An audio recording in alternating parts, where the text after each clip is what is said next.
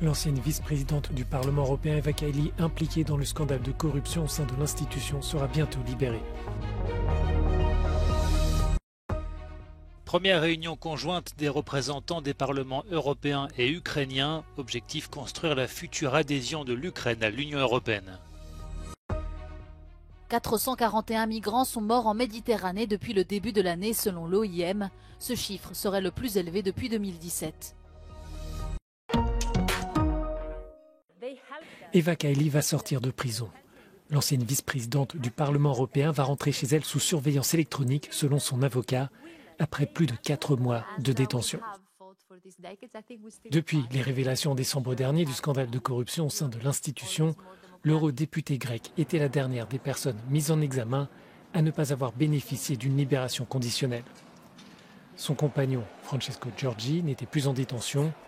Quant au cerveau présumé de l'affaire, Pier Antonio Panzeri et l'eurodéputé belge Marc Tarabella, ils se sont vus signifier ces derniers jours qu'ils pourront sortir de prison. Eva Kaili est poursuivie pour participation à une organisation criminelle, corruption et blanchiment d'argent. De fortes sommes auraient été versées par le Qatar et le Maroc afin d'influencer l'élaboration de la politique de l'Union. Les deux pays nient toutes les accusations. Selon son avocat, Eva Kaili continue de clamer son innocence dans cette affaire. De maintenir quelqu'un parce qu'elle est connue, parce qu'elle est vice-présidente. De nombreuses réactions horrifiées après la diffusion d'une vidéo semblant montrer un soldat russe décapitant au couteau un prisonnier de guerre ukrainien. La mission de l'ONU pour les droits humains a demandé l'ouverture d'une enquête pour que les auteurs de tels actes rendent des comptes. À Kiev, Volodymyr Zelensky a accusé les monstres russes. Є те, що нікому у світі неможливо ігнорувати. Як легко ці звірі вбивають. Це відео страти українського полоненого. Світ повинен бачити. Це відео Росії, якою вона є. De son côté, le chef de la diplomatie ukrainienne, Dmytro Kuleba, a déclaré sur Twitter que la Russie était pire que l'État islamique. Le Kremlin, pour sa part, a dénoncé des images horribles tout en appelant à vérifier leur authenticité. Depuis le début de la guerre, la Russie et l'Ukraine s'accusent mutuellement d'exactions sur des prisonniers. De précédentes vidéos montrant des exactions sommaires par chacune des parties ont choqué l'opinion.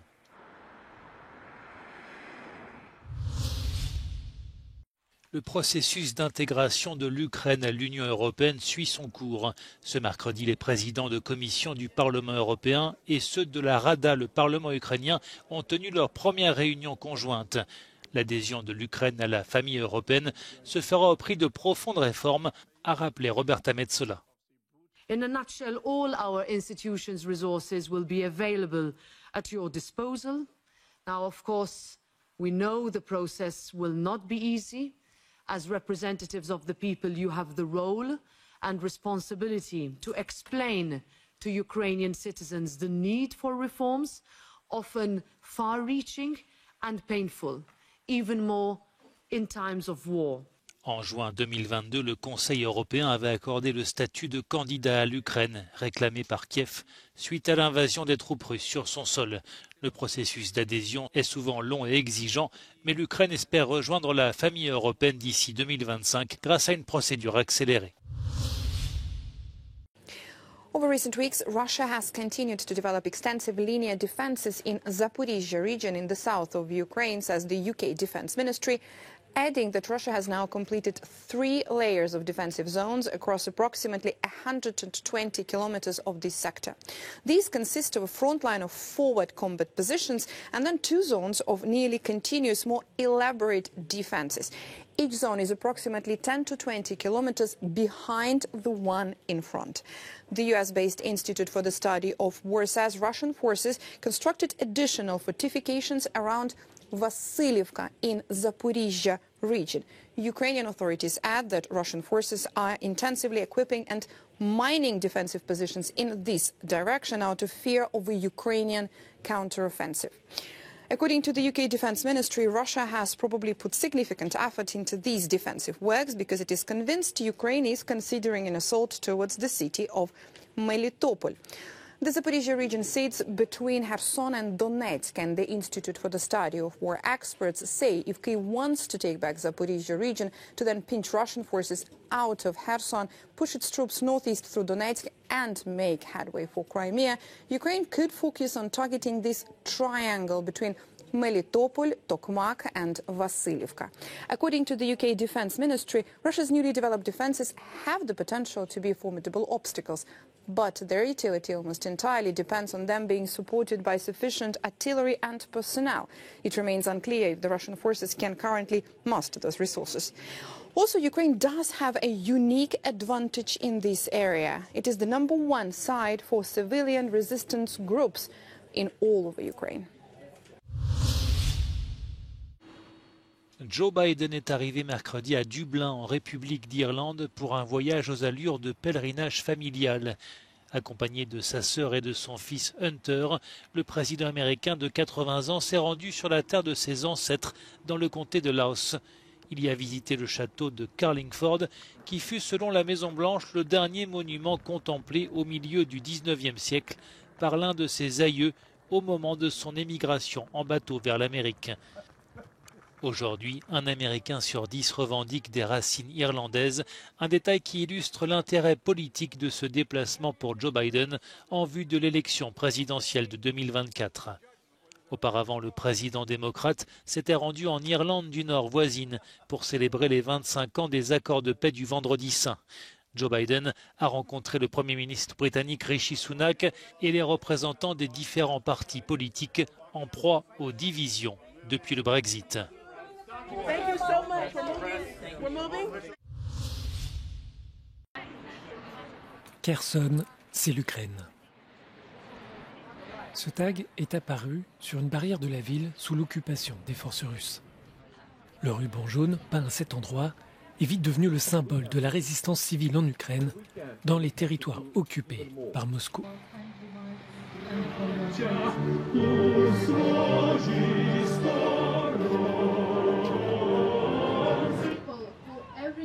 Les membres du mouvement Le Ruban Jaune sont venus à Bruxelles pour lancer une exposition consacrée à leur engagement afin d'aider les Ukrainiens.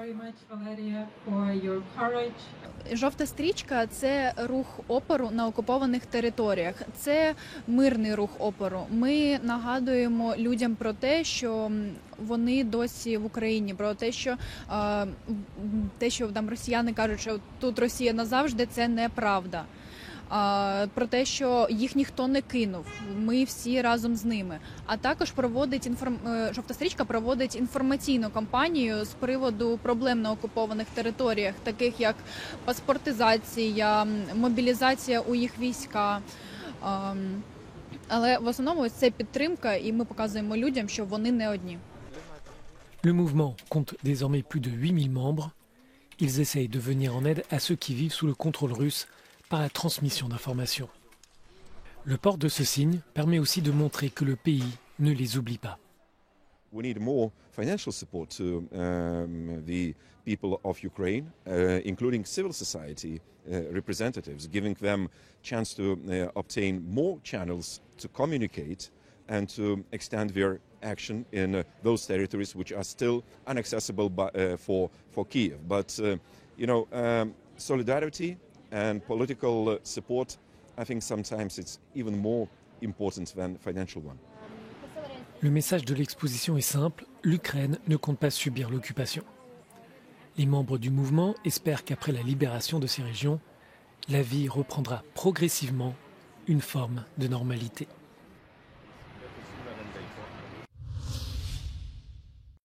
441 décès en Méditerranée depuis le début de l'année. C'est avec ce nouveau record macabre que l'Organisation internationale pour les migrations tire la sonnette d'alarme sur la situation des migrants qui tentent de gagner l'Europe par la mer dans des bateaux de fortune. Ce chiffre serait le plus élevé depuis 2017 et serait largement sous-estimé. L'OIM rappelle que la traversée de la Méditerranée est la plus dangereuse au monde. Depuis 2014, près de 20 000 personnes y auraient perdu la vie. L'organisation exhorte donc les autorités européennes à multiplier les efforts de recherche et de sauvetage et de mieux collaborer avec les ONG sur place. Des recommandations basées sur de nombreux appels de détresse laissés sans réponse et faisant des dizaines de victimes. L'OIM évoque notamment des épaves invisibles connues uniquement grâce aux appels des migrants aux ONG. Ce mardi, l'Italie a décrété l'état d'urgence en raison d'un afflux élevé. Plus de 31 000 migrants sont arrivés dans le pays depuis le début de l'année. Et si la transition énergétique est bien trop lente par rapport au calendrier fixé par les Nations Unies, il semble que l'année 2022 ait tout de même marqué un tournant important. Selon un rapport d'Amber, un groupe de réflexion indépendant sur l'énergie, l'humanité pourrait bien avoir atteint le pic des émissions de CO2 l'année dernière dans le secteur de la production d'électricité.